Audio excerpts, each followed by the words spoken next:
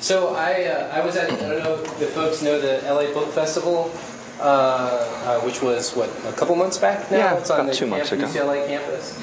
And I was just walking around checking out the booths, and then I stumbled on Eric and his book on Wilshire Boulevard, which is a great street in Los Angeles that I love to drive, and struck up a conversation, and before I knew it, I was inviting him to come to the office to give a talk. So. And little did he realize I would actually accept. Yeah, he actually accepted. So there you go. So and this actually is also kind of the first of hopefully many author talks, similar to the way Mountain View is doing, where they invite authors to come give talks, and even more successfully, the New York office does also.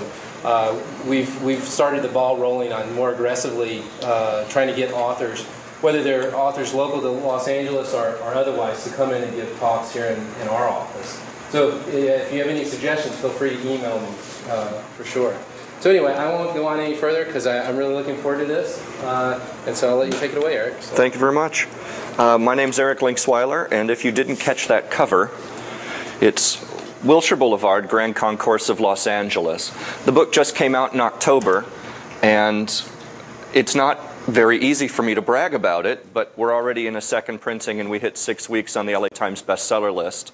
For a while, thank you. We were actually between Jimmy Carter and Maya Angelou, which kind of made me feel a little weird. It's like, how'd that happen? Well, I spent about 3 years working on this history project with another guy named Kevin Roderick. He works on a blog site called LA Observed. You might have heard his name in the past. He was associated with the Los Angeles Times for quite a while. The book's birth came about when a few friends and I took a day off of work and we walked Wilshire Boulevard. We started in downtown with breakfast, and 15.8 miles later, we had dinner in Santa Monica. I highly encourage anybody to do that. It hurts like hell, but it's a lot of fun, and it might even bloom an idea like a book on the history of Wilshire Boulevard. By actually getting out of your car and stepping onto the sidewalk and being able to stop and smell the roses, so to speak, look inside store windows, peek in lobbies, and knock on doors, Wilshire Boulevard just bloomed to me. And the lecture I'm about to give you, I'm not really going to regurgitate the history of Wilshire Boulevard. I'm not just going to re-speak the book to you. But I do want to tell you about the book, and in order to do that, I need a base. So the first photograph I'm going to show you is Wilshire Boulevard. This was taken just a few blocks away from here. This is Santa Monica's Wilshire Boulevard, back in about 1880, 1890, when the street was still called Nevada Avenue. Now, Wilshire Boulevard bloomed in fits and starts.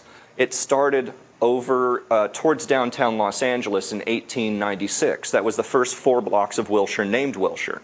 But this piece of Wilshire Boulevard that you've got in Santa Monica is actually older than downtown section. It was named Nevada Avenue, but it's still an older piece of the boulevard. What this piece of property was so famous for were street races, actually. Every year, the city of Santa Monica had a big street race that actually went from here, did a gigantic loop over to the Veterans Administration offices, and then came all the way back. It was an enormous circle. But as Santa Monica got more populated, it became more dangerous. This particular piece where Wilshire hits Ocean was known as Dead Man's Curve.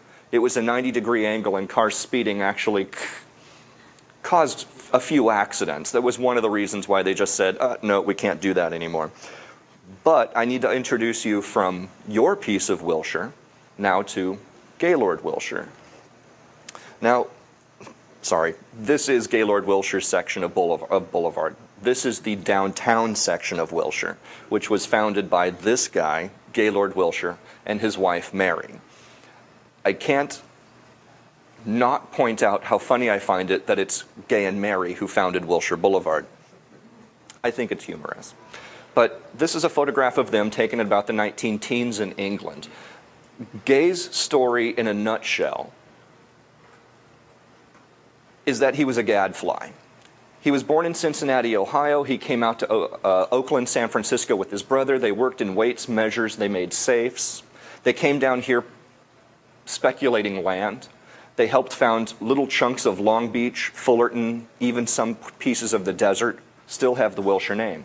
Now, he came to Los Angeles where he promoted socialism. He was a huge, huge socialist. He even had his own magazine, Wilshire's Magazine. Of course, he was so brazen he put his name on that too. Eventually, he took a piece of farmland that he owned, and the farm was between Westlake Park and Sunset Park, which is now known as MacArthur Park and Lafayette Park, about 4 blocks. He converted those 4 blocks into a gigantic thoroughfare and sold off pieces of that property for gigantic mansions. Huge, huge people own those mansions, big names. I can't even get into the names because I can't even remember them all, but big names. The property was very ritzy. The thoroughfare was incredibly wide. It was absolutely insane for a 4-block piece of property to have such a wide boulevard. And this is in the days before cars. The goal was to have a promenade for carriages, where the wealthy could not just live, but show off their wealth and also do a U-turn in a carriage. So when Wilshire Boulevard started to bloom, it was when Los Angeles started to grow. It didn't grow east, it grew west. And Wilshire Boulevard and its width was perfect for a boost to go west. So as Los Angeles expanded, Wilshire Boulevard pushed Los Angeles's boundaries towards the ocean as the city itself grew. Sorry, I know you're eating. But one more thing. Now, Gaylord Wilshire tried to take credit for this big old burst of Wilshire Boulevard. He tried to take credit for it. But in reality, he made this little residential enclave, and then he took off. He went to New York, he went to Canada, he went to England, he traveled the world with his wife, Mary, who I wish I could write a book on her alone, because she's kind of an Auntie type character. She's got a lot of life in her. She actually studied under Carl Jung during World War I. She traveled there with her son during World War I to Europe in order to study psychology. She took it back to Los Angeles and became a therapist to the stars during the Depression.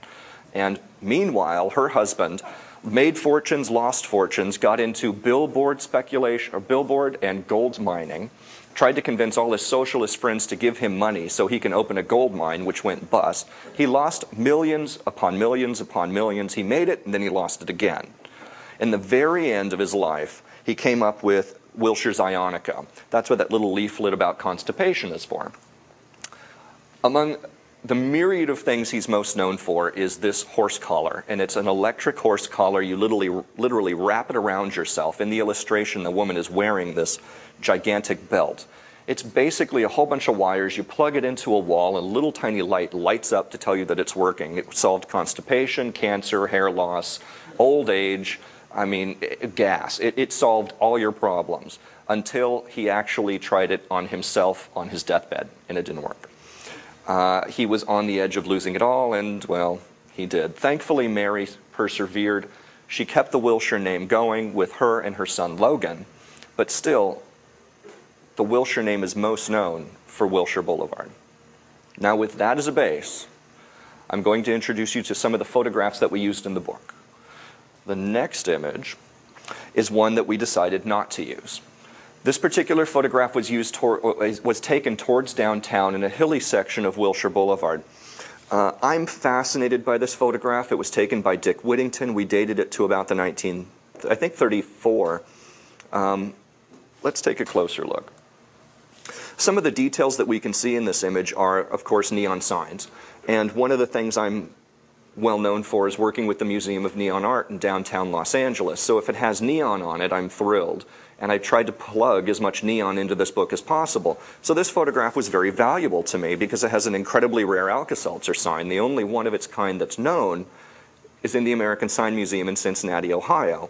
So I was thrilled to find this particular image. Inside the window, we have a lot of point-of-purchase displays. If you could put these on eBay, you'd make a fortune. They're so valuable. The weight machine. On the right side, you can actually see the back of an electrical stop sign, the kind that actually flashed to drivers to say stop at night, with the ribbon banding going down the base of it. That was something that was added by a very young AAA in order to promote stop, stripes, stop. Didn't really work. The other thing is the street light. You can actually see on the left the bottom of that street light. That is a Wilshire Boulevard standard introduced to Wilshire Boulevard in 1928. you can only find a Wilshire Boulevard streetlight on Wilshire. I know that seems ridiculous, but these lanterns are so incredibly rare. They stretched all the way from Alvarado to La Brea at the peak, and now we've only got maybe 24 left. They were absolutely enormous. Big, beautiful, you'll see them in picture after picture. But because of the street sign on that lantern, we could tell that this was at Wilshire Boulevard and I think Wilshire Place. The details are, again, incredibly rich. Right in the same building, we have The Lock. The Lock Cafe is a nice little cocktail bar with a streamlined modern facade. I tried to do a little research on it and found some details, but it didn't have a story to tell. Moving back, in an overview, the photograph does have some cultural value, but does it add to the Wilshire Boulevard story? Not really. And it broke my heart, but this photograph was left on the cutting room floor. But thankfully, I can lecture like this and show it off because I still think it's a fantastic photograph. In total, we dug up about 1,200 images on historic Wilshire Boulevard, and that included things like menus, cocktail napkins, all sorts of illustrations, advertisements, and of course the photographs themselves. Even some rough sketches and watercolors of proposed buildings. We had to narrow it down to, I think, 200 images. And if you ever get the chance to pick up the book, one of my favorite sections are the end pages, because that's where I got to squeeze in a lot of my, no, we have to put it in there. That's where a lot of my matchbooks, menus, and napkin covers came in. But anyway, this photograph didn't make it. The Ambassador Hotel, I'm sure you've heard about it. It was famous for the Coconut Grove. It made its premiere on January 1st of 1921. It was just recently demolished by the Los Angeles Unified School District. Thank you. And it was a huge cultural loss for Los Angeles because even though the building may not have been architecturally significant, it was culturally an icon of Los Angeles. Because the Ambassador Hotel was located on Wilshire Boulevard, it became classy. And everything built around Wilshire Boulevard in that section just reeked of class and high air. Anyway, there were hundreds of photographs of the Ambassador Hotel we could have put in the book. And there were thousands of stories about the Ambassador Hotel we could have put in the book. I'm going to tell you one story. The story is about a little character named Mickey Bishop. Mickey Bishop, and I'm building this for a reason, Mickey Bishop flew into town one day and was discovered by a woman who became his benefactress. She decided to give him a checking account and have stationery made in his name. She wrote big checks to the Red Cross and to the Audubon Society in the name of Mickey Bishop. This doesn't sound too outrageous, except Mickey Bishop is a bird. He's a little canary, which she literally found in her room at the Ambassador Hotel. So she adopted him, named him Mickey, and Mickey became a huge character in Los Angeles circles. He was quite a big deal. Now, I heard the story, and for about a year and a half, I tried to find out if it's real. It took forever to find out if it was real. And finally, one day, I went to the Los Angeles Library. Well, I'd been digging through their archives day after day after day, but I went to a different section of the library, in the arts section. And out of desperation, I went flipping through their clippings files, because they actually have inspirational illustrations and photos and artwork organized in these manila files dedicated to things like gardens, trees, flags, colonial era dress chairs, dividers, like in this room. It's strange stuff. And in a section of gardens, I actually found proof that Mickey did exist. And not only did Mickey exist, but she also honored him by having Mickey Bishop Memorial bird baths dedicated at Lafayette Park on Wilshire Boulevard and at Westlake Park on Wilshire Boulevard. The fountains are gone. Mickey's memory is almost gone. But thank God I found this tiny clipping, and thank God the date and the issue number were on the back of that clipping. So I was able to get Mickey's full story out of this Parks and Recreation circular that kind of saved my butt and proved that Mickey was true. The photograph of Mickey is kind of crappy. The photograph did not make it into the book. It wasn't good enough. But the story, as fantastic as it is, it's definitely in the book. So this is your chance to say hello to Mickey. He did exist. Next is this beautiful building by Claude Beelman marking the terminus of Crenshaw at Wilshire. The building is fantastic. I love the palm trees. You've even got a neon sign in the bottom corner. The cars are fascinating. The streetlights are the replacement streetlights for those Wilshire standards that we saw in the 1920s. If you take a really close look, and I sure did, there's an airplane flying in the upper right-hand corner. Very small. This photograph is kind of interesting to look at, but it's not that great until you pair it with what came before this building. Some of you may recognize once I actually had a person scream. This building. Nope. Thank you. It's Norma Desmond's house from the movie Sunset Boulevard. Norma Desmond's house was not really located on Sunset. It was located on Wilshire Boulevard, and it was filmed right there. You can just imagine William Holden walking through the 3 archways on the right-hand side, or as he left Norma walking towards the pool in the center foreground, being shot twice in the back, once in the front, I think, and then stumbling and landing in the pool. If you're not familiar with the movie, sorry, did you see Psycho? I can tell you how it ends. No, never mind. Well, this was also a scene from another famous movie, Rebel Without a Cause. There was a scene in which the main characters ran down off of Griffith Park, off of the Griffith Observatory, down a hill to an abandoned house. Well, the abandoned house was on Wilshire Boulevard, and coincidentally, there was the remains of a non-functioning but appropriate pool. They all hid in the bottom of this pool, and that was Sal Mineo, James Dean, and Natalie Wood. The house was in 2 iconic movies about Los Angeles, and, well, that wasn't enough to save it from the wrecking ball. As you can see, the house was pretty crummy and crumbling when it was demolished to make way for the Claude Beelman and Getty building. The last photograph I showed you, it's okay. But when you pair it with this, the 2 tell an incredible story about a before and after on Wilshire Boulevard. They both made it into the book.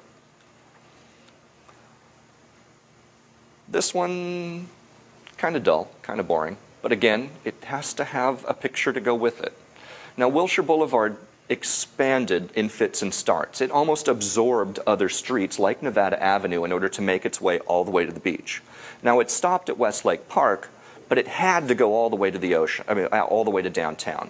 There were grand plans to push Wilshire Boulevard through downtown and take it all the way to Whittier, but there was no way they can do that. The property in downtown was too expensive. Nobody actually had the gumption to say, I'm going to buy your land, tear down your building. It would have barreled through the Spring Street Banking District, the Broadway Theater District, and the Jewelry District on Hill. It would have taken out quite a few gorgeous, beautiful buildings. Well, if you look closely at this image, in the very center, we see the back of a building that's already lost its roof. That's one of the properties that's going to be demolished in order to expand Wilshire Boulevard from Figueroa all the way to Grand. Grand is as far as it got on its way towards Whittier. It was like 3 blocks, I think, from Fig to Grand. That's all it got. But it makes for a really good photograph. Ready? Take a look at the Covey's U Drive, where you can rent a car for $3. It's right on the left-hand side with a nice little silhouetted roof, because Covey's is about to get a new neighbor. Wilshire Boulevard. You want to see it again? All right. One more time. Because the effect is too cool. Why not? Wilshire Boulevard barreled through a few blocks, but that was enough to push it into downtown to make it even more, well, traffic worthy. For the longest time, Wilshire Boulevard drivers had to drive around to get onto 6th Street and 7th Street in order to push through. Well, block by block, they finally built it so that by the 1930s, I think it was 32, Wilshire Boulevard actually went all the way from the ocean into the heart of downtown. Took forever, and this wasn't even the last leg. Get to you in a sec. Oh. What's the cross street? The cross street in this photograph? In the foreground, that's Figueroa. In fact, I think practically every building in this foreground has been demolished. Pretty much everything. If you're familiar with downtown, and you know the intersection of Fig and Wilshire, or if you're familiar with the Wilshire Boulevard Hilton, there is a Hilton on the far right-hand corner where a two-story car lot stands in this photograph. Well, I don't have a current shot, but you wouldn't recognize it even if I showed you a comparison. So let's move on to, oh, and by the way, anybody notice any trees? No. No trees in downtown at this point. We were still living in a desert. Speaking of cars, one of the things I wanted to make sure that this book covered was not just the highlights of Wilshire Boulevard, not just the Ambassador Hotel, Bullock's Wilshire, and the Brown Derby. I wanted to make sure this book covered common, everyday us. So, of course, I had to include the finest gas stations on Wilshire Boulevard, and this was located across the street from I. Magnon's, just down the street from Bullock's Wilshire. If you happen to be in that neighborhood shopping for a fur coat, top hat, gloves, or tuxedo, whatever, if you were going to go shopping at one of the finest department stores on Wilshire, why not go to one of the finest gas stations on Wilshire? This was the opening day, but you'll note the men to the left and right ready to service your automobile, fill it with gas, and change the oil are wearing jodhpurs. They look fantastic. The women in the foreground are getting in on the East Orient design with a neon sign on top, great tile, by wearing their little Persian outfits. They even had a fantastic waiting room for women only, with wonderful little wicker chairs, air conditioning. It was very nice and calm and peaceful. Unfortunately, the gas station is no longer with us, and neither is this little gem, which was located in the Miracle Mile. This was Bob's Airmail Service. It's a real Fokker, F-O-K-K-E-R, which was used in the war, transplanted to Wilshire and Cochrane in the Miracle Mile district. You can actually pump your gas under the wings and get your oil changed behind. The propellers did spin, and the wings were outlined with neon. Unfortunately, it's no longer there. We also lost this little fella, which was located in the Highland area, the Hancock Park area. This is where Wilshire and Highland are thereabout. The tall neon tower beckoned to drivers from a distance. You could see it for miles. It kind of looks like an S. Charles Lee design, but we couldn't confirm that. Speaking of neon towers, this is Westwood. These buildings weren't located on Westwood because Westwood itself had no buildings on Wilshire Boulevard. They actually kept Wilshire clean of structures. It was all green garden and grass. It was beautiful and inviting, and in the 1960s, far too valuable to remain park property. That's when Wilshire just boomed with high-rises in the Westwood area. But before that, we had neon towers like these, the Richfield Tower in the foreground, beckoning to drivers to say, pull off of Wilshire and get your gas here. Every single one of these is gone. But thankfully we have photographs, and all of these photographs had to be put in the book. If you're wondering what crowds were like on Wilshire, this is Wilshire and Figueroa again. The cars are heading towards the intersection of Figueroa. That's Grand way off in the distance. That hotel I mentioned, the Wilshire Hilton, that would be eventually on the right where the Studebaker service is in this image. We can see the beautiful streetlights of Wilshire, but also those fantastic cars. I gave this lecture, or a lecture, at the Peterson Automotive Museum, and I had to stop and pause because everyone had to announce, oh, I used to own that car. I used to have a car like that. And they rattled off every name, make, manufacturer, and model. Like, great. I'm glad you're enjoying. But in this photograph, what truly impresses me is not the cars, it's the street. And I keep telling you about the street lights. This is how fantastic they are. This is a close-up shot of one of the remaining Wilshire Boulevard street standards. The lanterns themselves are about 6 feet tall. You can stand inside of one. They're huge. And of course, wrapped around these, I think they're bronze, yeah, are artichokes, acorns, boughs of flowers, and of course, 4 armless and legless caryatid nude maidens with bobbed haircuts. Perfect. Perfect. Love them to death. If I could possibly scramble up one of these streetlights and rip one of those women off, I would, because they're just that adorable. So, is this something that you would really be able to see while you're speeding along in your car? No. No, not at all. But in the 1920s, the City Beautiful movement said ornate everything. And even though it was way the heck up in the sky, 2 stories tall, they still dripped it with detail and these beautiful little women. Just to make Wilshire Boulevard that much more affluent.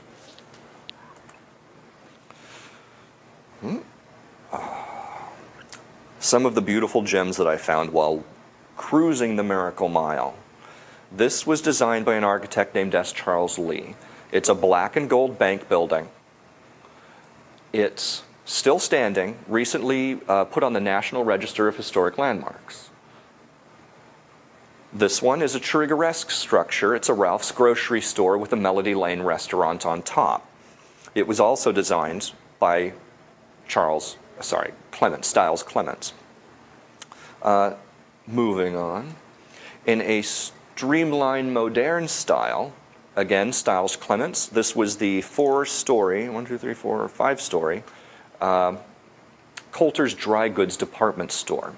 It was groundbreaking in its architectural style and its use of glass block on the facade. One more. The Mullen and Blewett department store in a late modern style. All of these buildings are on the Miracle Mile, or were on the Miracle Mile. They were all designed in period-appropriate architectural styles, and they're all within 20 years. And if I haven't said the name Styles Clements enough, I'll say it again. The man was an amazing architect. He might be best known for the Richfield building in downtown LA. It was demolished in the 60s. You might know his work at the Wiltern Theater. He designed the Wiltern at Wilshire and Western. These 4 gems are some of the smaller structures. They're not the grand, gorgeous, iconic, beautiful buildings that everyone would flock to just to be seen in front of the doorstep. No. These were the common structures for common men and women just doing their daily rounds of shopping. They are often forgotten, and Styles Clements was most famous for designing them. Unfortunately, since they are often forgotten, he has been. And if I could do another book, I would make that other book on Styles Clements, just because I'm such an admirer of his taste.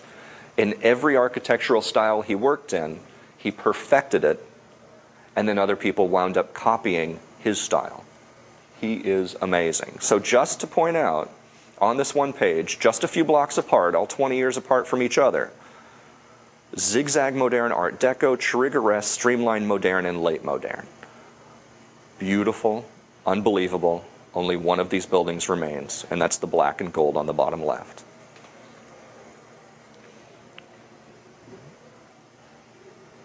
Know where we are? Yes, actually. Koreatown, also known as Wilshire Center. The Wilshire Center area was wrapped around the Ambassador Hotel with that Art Deco pylon on the right.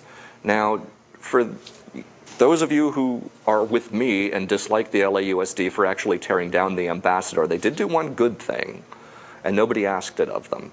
That Art Deco pylon on the right still stands. It was covered in a 1970s Now Grove pylon covered in stucco. And when they pulled the stucco off, this Art Deco tower was still there.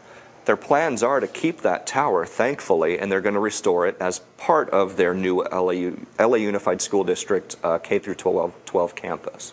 So at least a piece of that structure remains, and it's pretty damn nice. It sits across the street from the Gaylord Hotel. The Gaylord Hotel is no longer a hotel, it's an apartment building, and if you haven't been to the HMS Bounty, and you must, the HMS Bounty is fantastic. They make really good Long Island iced teas. But right next to that is something that we did lose. Did the Bounty actually exist back? Well, actually, back before it was the HMS Bounty, it was also known as the Gay Room, named after Gaylord Wilshire. The rumor is, since you brought it up, the rumor is that Gaylord Wilshire actually wound up suing the Gaylord Hotel and Apartments because they used his name in conjunction with Wilshire Boulevard. We couldn't prove it was true. We just found rumor after rumor after rumor, and we didn't put it in the book. But I do have a matchbook which is actually in the book, of the gay room, which is where the HMS Bounty was. It was also known as the Dimmesdale's Harbor, something like that. It changed hands over and over again, but in the 60s it became the Bounty. So if you haven't been to the Bounty, it's a must. Good fish and chips. Next to that is a little dome. That little dome is the Brown Derby. Now, the Brown Derby restaurant is an icon of Hollywood history. Some people aren't familiar with the history of it. They don't know the name. There were 5 in Los Angeles. It was a chain all owned by the same guy, and only one of them was in the shape of a derby hat. The thing was, a whole bunch of these people were having dinner at the Coconut Grove across the street, and somebody said if the food's good enough, they would eat it out of a hat. So they built the Brown Derby across the street so that after the Coconut Grove closed, they could run across and have their chili and tamales and fried chicken at the Brown Derby restaurant. And it really attracted quite a crowd and following. It was such a big deal, it spread Los Angeles wide so that we had 5. But here comes the fun part. It's thinking. There we go. Now we know that there was a Brown Derby in the shape of a derby hat, and that was located at Wilshire and Alexandria, across the street from the Ambassador in Little Tokyo, in the Koreatown area. But there was also a more famous Brown Derby at Hollywood and Vine. That one was demolished, I'm sorry to say. There was another one located at Wilshire and Rodeo. That was demolished. There was another one located on Los Feliz over by Hillhurst, I think it is. That one is now the Derby Dance Club. You may have gone swing dancing there. It was recently made into a Los Angeles landmark, and hopefully it'll be saved. It's kind of still threatened with demolition, but it's a landmark. Hopefully we'll keep it. The big deal is that in researching this book, we did something kind of controversial and spectacular at the same time. We found a missing Brown Derby restaurant. I still can't believe that somebody could have lost a Brown Derby restaurant, but the whole history of Los Angeles states that there's 4. Every book, even historians on the Brown Derby, and you might be shocked to know that there are historians on the Brown Derby, knew of 4. So when I found a photograph and said, there's a missing Brown Derby, it existed for 9 months, and then it went out of business. They all just went, nah, can't be, not possible. I'm like, well, tell me the photograph has been doctored. Tell me the photograph is not real. Long story short, Herb Somborn, who opened up the Brown Derby chain in about I want to say it's 1932, the number escapes me. It was in the Great Depression. Times were tough. And for some reason, he decided he was going to open up a fancy dining restaurant, and he was going to call it the High Hat. There was going to be the Brown Derby for the common masses, and High Hat French dining, thank you for getting it, and the High Hat dining for the not hoi polloi. In the Depression, it could have been anything. It could have been the food, it could have been the cost, it could have been the location. It didn't work. He quickly changed the name to the Brown Derby, and tried to run it as the Brown Derby with the regular menu. Well, at that point, there were 3 Brown Derbys on Wilshire Boulevard, and maybe that killed the market. It was walking distance to the shape of a hat one. Anyway, it didn't last. He wound up turning this property over to another restaurateur, and Perino's restaurant opened in the place of this guy. Now, you might know the Perino's name. You may have seen it in the movie American Gigolo. Perino's was an incredibly ritzy French restaurant that succeeded with a splash. It was a big deal, and by the 1950s they left this location and went to another location in the Hancock Park area, which is where they succeeded even more, finally tanked, the building's just been demolished, and in its place we're going to see the Perino's Apartments. I'm not all that thrilled. But just because of the rarity of that particular photograph of the Brown Derby, the tie-in with the illustration of the very same facade adopted by Perino's, I have to include one more image because it's so rare. How about an interior shot? This is going to be an interior of the Brown Derby, later Perino's, in its streamlined-ish Art Deco style. Apparently the booths were made of leather and riveted in brass rivets. It was spectacular. It didn't last. So much so that historians completely forgot it until I proved its existence. So, thank you. I'm happy about that. Now, I'm leaving you with a blank screen because I've got 2 more photographs I want to show you before we wind up our lunch. The photographs that I've showed you so far have been pieces that did make it into the book, pieces that didn't. And I hope I've kind of clarified what made the cut and what didn't. Because some of these photographs are fantastic, but they didn't have stories to tell. Other photographs were okay, but had stories, and the stories were greater than the photo, so, well, they didn't make the cut, but the story did. The next photograph I'm going to show you is probably my favorite. It did not make the cut. Because in the timeline of the book that we were working in, we could not possibly fit it in to the timeline of Wilshire Boulevard. The photograph was shot in the 1960s. It was found in the archives of the Los Angeles Times. It was only published once, and unfortunately it probably will never be published again, but since I have a copy and I can share it, I'm going to do it. Are you ready for the delivery of a mastodon? Have you been to the La Brea tar pits and seen their gigantic fiberglass mastodons? Well, in the 1960s, in order to promote the addition of the fiberglass mastodons to the La Brea tar pits, they towed it by Volkswagen down 6th Street in order to take it from the artist studios and drop it off at the park.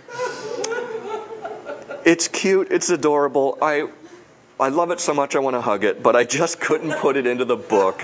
It didn't fit the storylines, but I'm so glad I'm able to show you because I would never have the opportunity otherwise. I have no idea how much that weighs, but there are 2 more mastodons that go along with this one. I didn't find those photographs. This is the one standing on the, this is the male standing on the side with the baby, looking at the one that's caught in the tar. And by the way, if you ever wondered, just as an addition because you're so interested, when the water level rises, they try and keep the water level at a certain height because as the water level rises on top of the tar, that floating mastodon in the center of the lake can actually break free of its chain and mooring and then go floating for a little swim. And it has, and it's apparently a big pain in the ass to haul it back and stick your hand into the tar and go like this and reattach it. But yeah, next time it rains, take a look down Wilshire Boulevard and see if the mastodon has gone for a swim. My final photograph is of the Miracle Mile. It's again one of my favorites. It did make it into the book. It's a beautiful shot of Wilshire Boulevard in Fairfax, and I figured it's always a great background photograph that keeps people enthralled, even with a magnifying glass for all of its detail, including the La Brea tar pits, which are just about the center to the north, or to the above the May Company building. So while you're staring at that beautiful photograph and enjoying the background, it's my chance to say thank you and answer any questions you might have about Wilshire Boulevard. Thank you. Thanks. Yes? You said there were still some of the old standard strongholds. Where are they located? Those street standards are located in between Alvarado at Westlake Park and Figueroa. That's just that one section. And what drives me nuts is that there's practically nothing of any architectural significance in that section except for those street standards. And so few people bother driving that little blip of Wilshire that they're practically invisible. Nobody knows they're there. But oh my gosh, they're beautiful. Yes? Is Logan Wilshire still alive? No, Logan Wilshire died, unfortunately. I tried tracking down where he was buried, but he was cremated and his ashes were taken away. Now, Gaylord Wilshire died on his way to Europe, and he's buried in a cemetery in the Bronx in New York, in a pauper's grave, basically, because he had nothing at the end.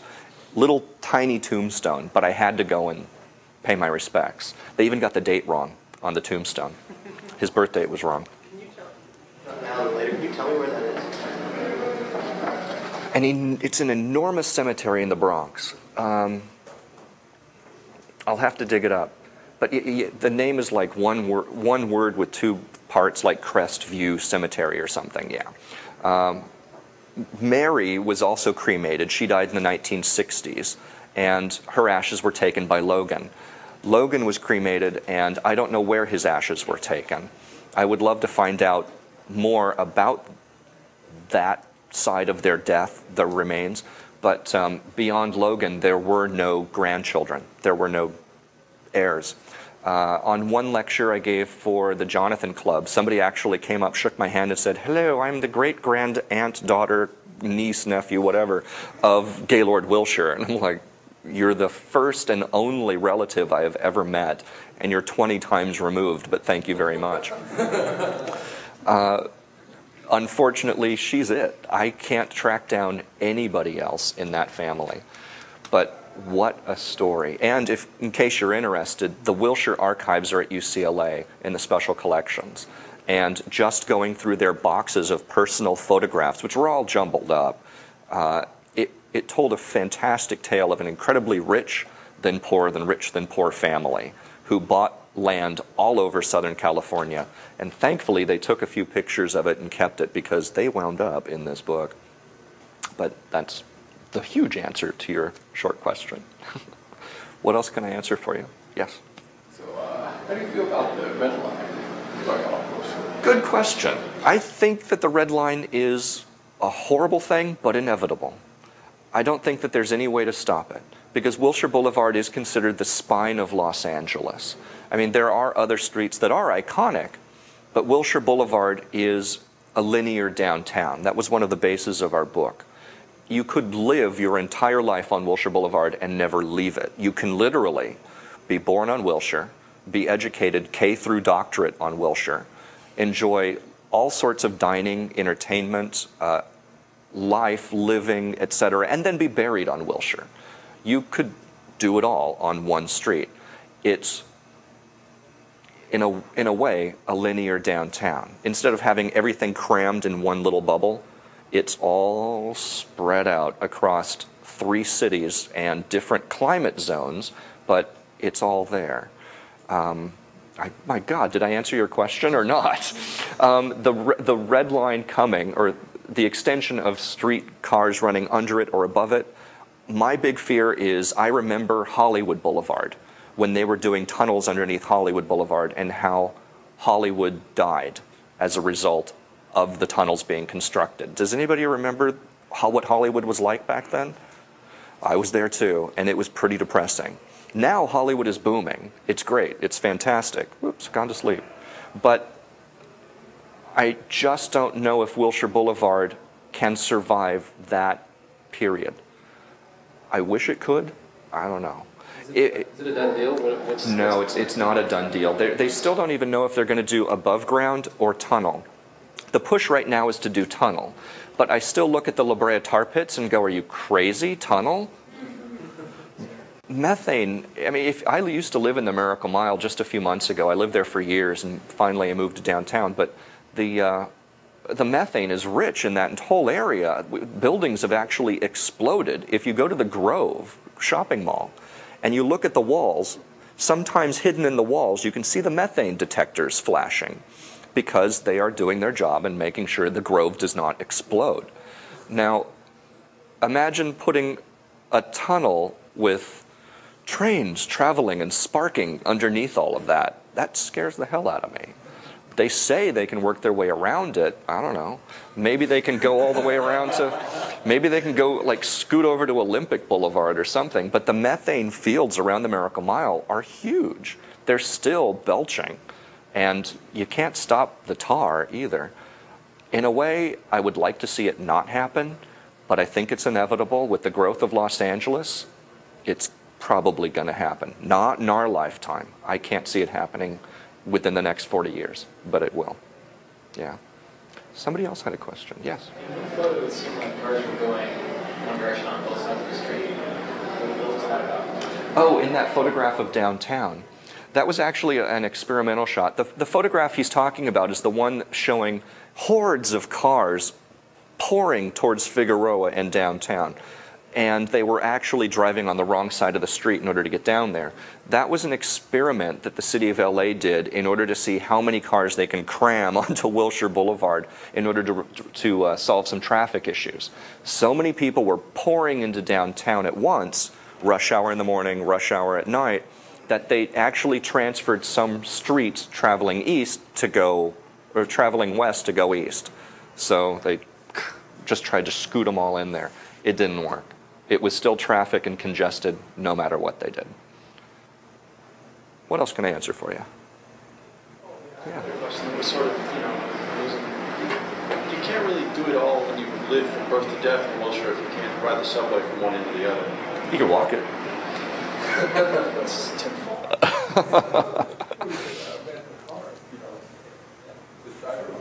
In the meantime, instead of having a subway, the Wilshire Boulevard still has a rapid bus.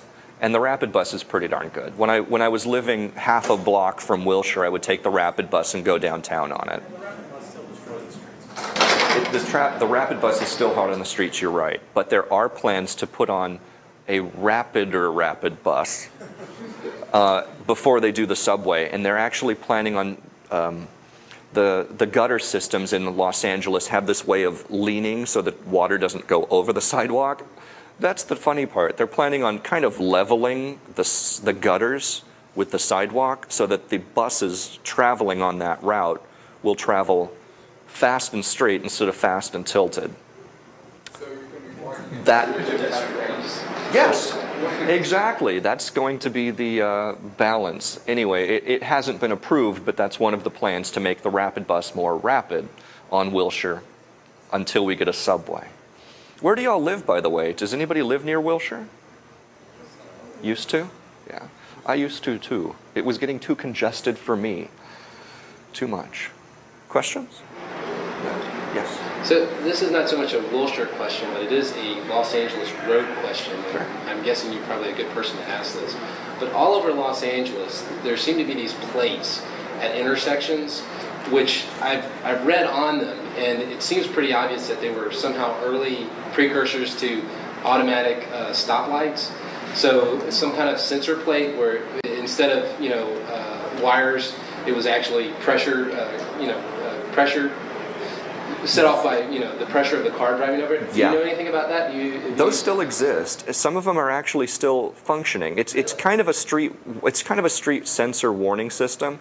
The light remains red until the sensor on the street feels the pressure of a car, and then the street light will eventually change. It's like, oh, there's a car there, it'll turn green.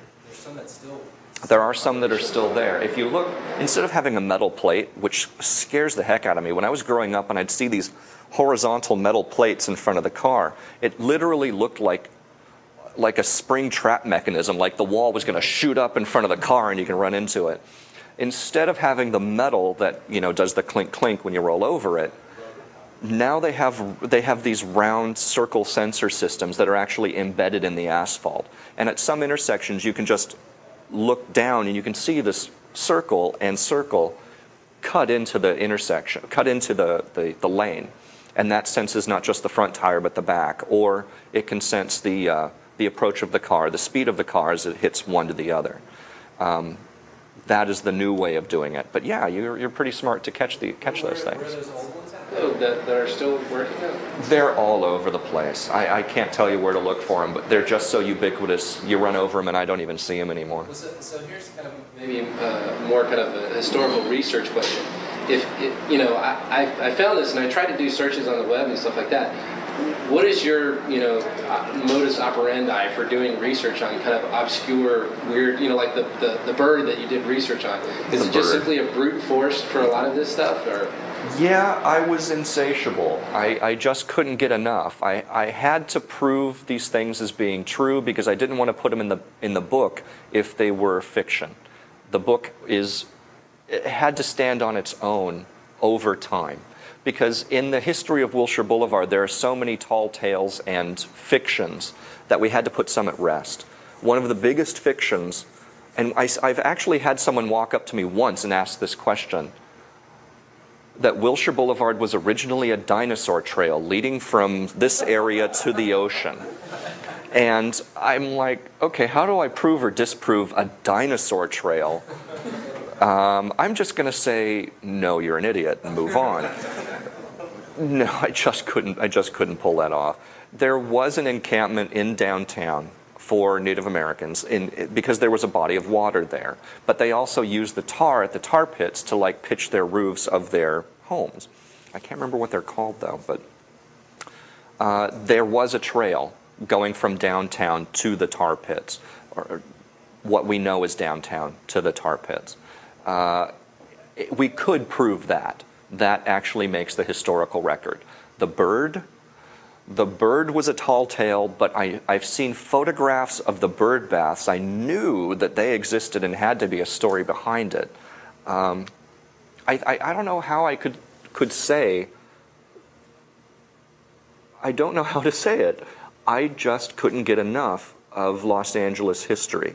So every time I found one particular photograph that led me to another story, I had to go and investigate it. One of the other things that we found out was Helen Mathewson. Helen Mathewson was a fantastic entrepreneur in early Los Angeles history, and it was a little late to discover it, but we realized after hitting the records of the Los Angeles Times and the LA Library that at the very same time in Los Angeles there were two Helen Mathewsons, both doing their own separate thing. And of course the Los Angeles Times didn't give a damn about spelling, so Mathewson with two T's and Mathewson with one T kind of went back and forth. So while one was building hotels in Hollywood and downtown, the other one was donating her inheritance to what would become UCLA. I mean, the hard part was pulling those two women apart. The only way we could actually take these two characters and separate them was I went into every white pages from the teens and 20s and 30s, tracking these two women and where they lived in order to figure out where they were at what point in history. And from that, we were actually able to pull out where this person was living in these articles associated with this address. Well, we were able to know this is this Helen and this is this Helen. For some, that research might be mind-numbing. For me, it's catnip. I absolutely adore the hunt, the chase, and if you could go through the book with me sometime, I could go photo by photo by photo and tell you every single story behind every single picture. Because some of those pictures made me scream like a little girl when I found them in some obscure archive. And I have to tell you one more story if you're not through with me yet. The best archive that we had access to was the Los Angeles Times. Because the book was begun by the LA Times Press before they closed their offices and the book went to Angel City Press, we had access to the Los Angeles Times archives. So many of those photographs, like the Mastodon, were printed once and then they were just never seen again. They put them into manila folders and put them in a dead file and buried them away, perhaps for later reference. Sometimes they were used again, but not really often. They treated the stuff like garbage. The pictures were not just folded in half, they were sometimes cut in half, or sometimes misfiled, or sometimes just torn and shredded. I mean, the photographs were in bad shape. I did a lot of Photoshop, just to let you know. But in those archives, which we only had access to during the graveyard shift when no librarians were there for us to disturb, we would dig file by file by file in order to find anything on Wilshire. And it was almost easy to discover Wilshire because those lanterns were in every shot, practically. And sometimes it just came to the point of, gosh, that looks like the background of this building. Little research, yes it is. That archive was such a mess that, well, let me give you an example. They filed their photographs under things like cities, Los Angeles, historical, hotel, ambassador, or ambassador hotel, or Coconut Grove, or eating, Los Angeles, historical, Ambassador Hotel, Coconut Grove. I mean, you could take these things in every circuitous route because there was a file dedicated to that strange system. In order to hope that I could possibly find a photograph of the old alpine outdoor 365 days a year ice skating rink, and it sounds ridiculous, but it's in the book, I actually was able to find a photograph of Sonia Henny's outdoor, alpine-themed, 365 days a year ice skating rink in Westwood Village, and I found that photograph under a file called Ice Skates. I looked under ice, I looked under skating rinks, I looked under Sonia Henny, and I finally found it under ice, whatever. That was how thorough I was. As sickening as that might sound to some people, it was a joy. Because just finding that golden nugget, that jewel, made spending 3 nights from midnight to 6 a.m. worth it, because that photo wound up in the book. I'm sure that answers far too much of your question, but they're great stories and great photos. Yes? Is there a historical connection between this Wilshire name and the Wilshire 7000 index or something? I couldn't hear all of what you said. Could you repeat that, please? Is there a historical connection between the Wilshire from this name to the stock market Wilshire 7000 index? Wilshire 7000X? Index. No. To my knowledge, there is no connection. But there's only one Gaylord Wilshire, and there aren't many Wilshires left. I wouldn't be surprised if way back somebody was inspired and named it after Wilshire, but I don't know that connection. There's a Wilshire Avenue in Long Beach, a Wilshire Avenue in Fullerton, a Wilshire Avenue in, what is it, 10,000 Palms or something? 29 Palms? Yes, thank you. I'm thinking 1,000 Oaks and 29 Palms, I don't know. There's Wilshire names everywhere, and I think one of the craziest Wilshire names that we found was someone was vacationing in China, and while they were on an expressway, they found a new community development named Wilshire. The name spread. And what makes it so hilarious for me is that the man was inspirational, but he was a charlatan, a cad, a liar, and a cheat, and a socialist who tried to connive everybody out of a few bucks. And we named so much stuff after him, including churches. He was an atheist. That's part of the thrill of the Wilshire story. Sure, it's the street itself, but the man is also, he's quite an icon. Anything else I can answer for you? No? Well, thank you all so much. I hope you learned a few things about Wilshire. Thank you.